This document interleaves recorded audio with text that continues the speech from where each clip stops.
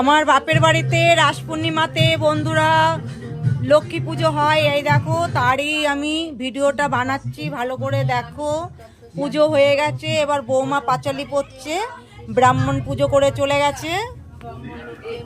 আমাদের বাপের বাড়িতে সরা পুজো হয়।